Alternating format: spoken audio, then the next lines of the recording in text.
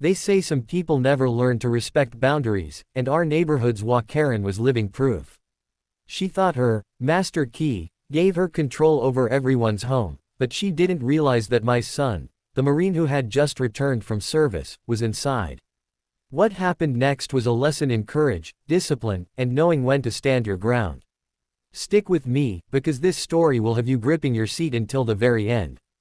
And hey, if you love real-life stories where justice is served and arrogance meets its match, make sure you hit subscribe right now and turn on the notification bell. You don't want to miss the next one. It all started on a bright Saturday morning in early summer. Our little cul-de-sac was usually quiet, the kind of suburban neighborhood where children played with chalk on the driveways, dogs barked at delivery trucks, and neighbors waved politely while mowing their lawns. But under the surface of this idyllic picture lurked something less peaceful. The homeowners association, or more specifically, the woman who ran it like her own private kingdom, Karen. Karen was in her late 50s, with perfectly coiffed blonde hair that somehow never moved even in strong winds. She had a walk that screamed self-importance, as though every crack in the sidewalk should apologize for existing in her presence.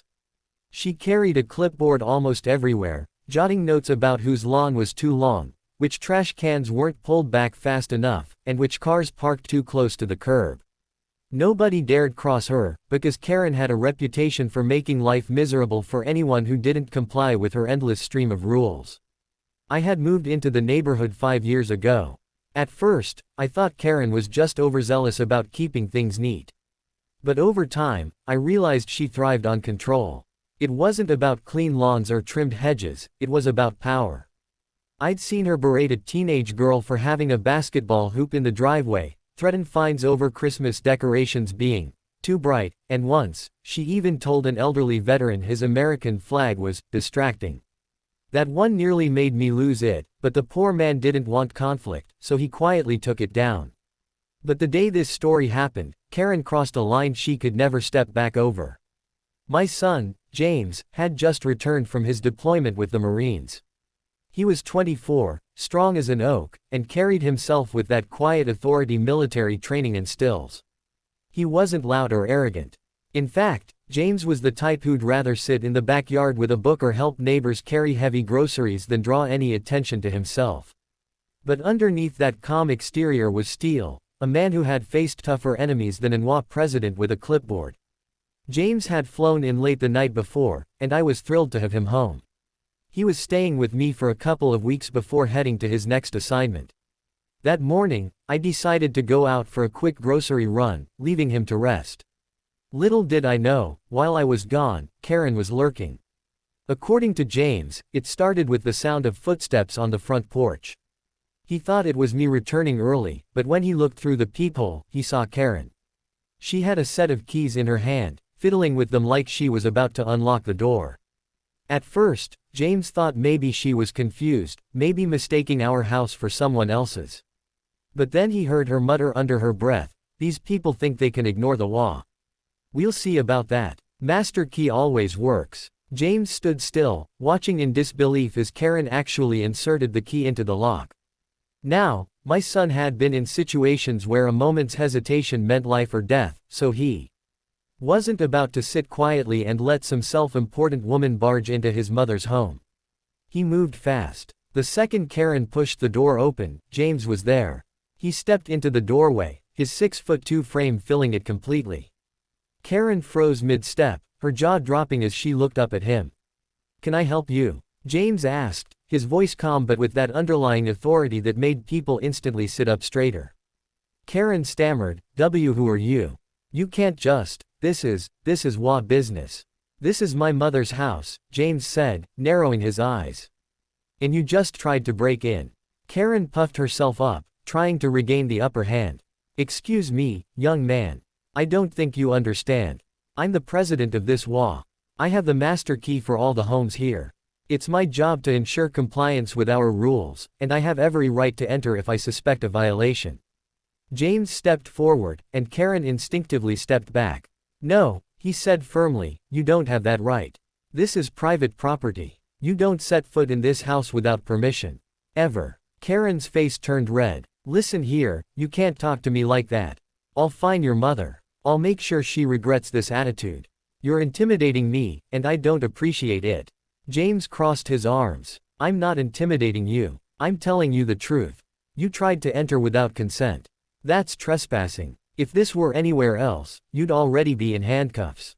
But lucky for you, I know how to stay calm. Now, leave. Karen wasn't used to people standing up to her. She sputtered, "You don't scare me.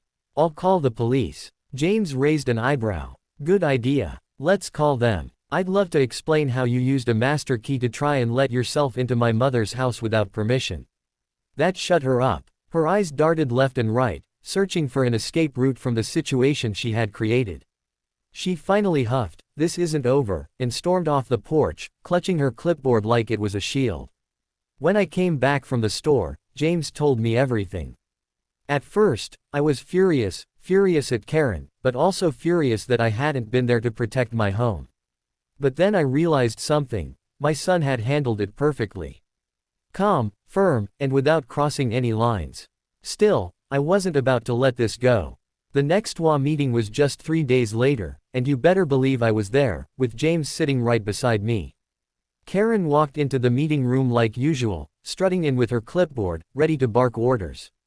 But when her eyes met James's, she faltered for just a moment.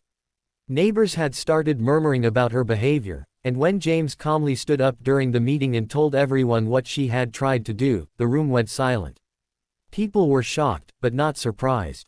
They had all seen Karen's abuse of power in smaller ways, but this, breaking into a home, was crossing a line too far.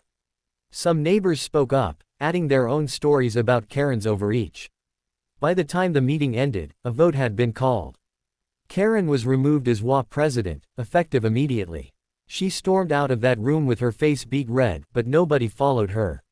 For the first time in years, the neighborhood breathed freely. The dictator of our cul-de-sac was dethroned. That evening, I sat on the porch with James, sipping sweet tea. I looked at him and said, "You know, you did more than protect me today. You gave this whole neighborhood its freedom back."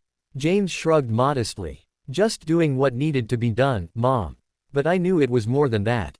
He hadn't just stood up to Karen, he had reminded us all what it meant to draw a line, to say, no more, when someone tries to control what doesn't belong to them. From that day on, Karen kept her distance.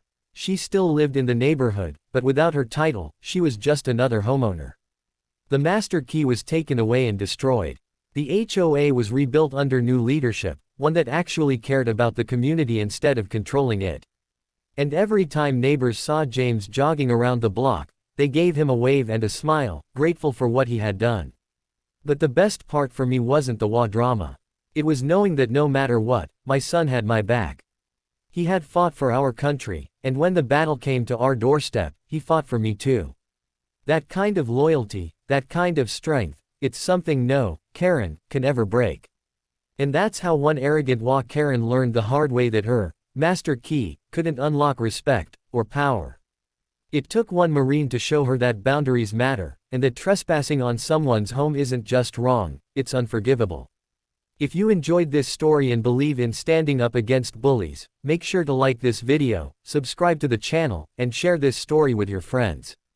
Drop a comment below if you've ever dealt with an HOA nightmare or a Karen who thought she ran the world. I'd love to hear your experiences. And remember, in life, protect your home, protect your family, and never let anyone think they have the right to your space.